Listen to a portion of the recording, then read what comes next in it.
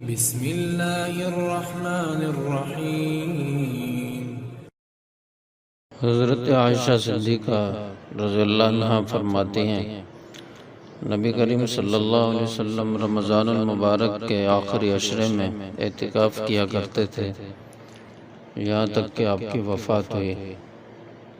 اب اس حدیث مبارکہ سے معلوم ہوا کہ آپ صلی اللہ علیہ وسلم کس قدر پابندی کے ساتھ اعتکاف فرمایا کرتے تھے۔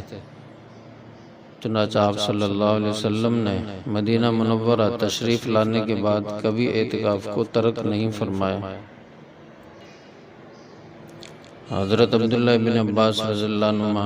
نبی کریم صلی اللہ علیہ وسلم کا یہ ارشاد نقل فرماتے ہیں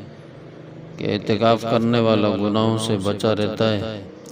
اور اس کا نیکیوں کا حساب ساری نیکیاں کرنے والے بندے کی طرح جاری رہتا ہے۔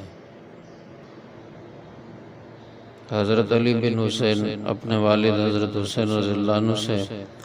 نبی کریم صلی اللہ علیہ وسلم کا یہ ارشاد نقل فرماتے ہیں کہ جس نے ماہ رمضان میں 10 دن کا اعتکاف کیا تو اس کو 2 حج اور 2 عمروں کے برابر ثواب ملتا ہے۔ کتنے خوش نصیب ہیں وہ لوگ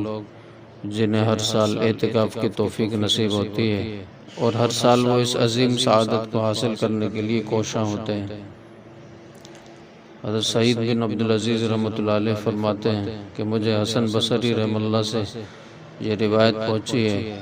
معتکف کے لیے اعتکاف کرنے والے کے لیے ہر دن ایک حج کے برابر ثواب ہوتا ہے۔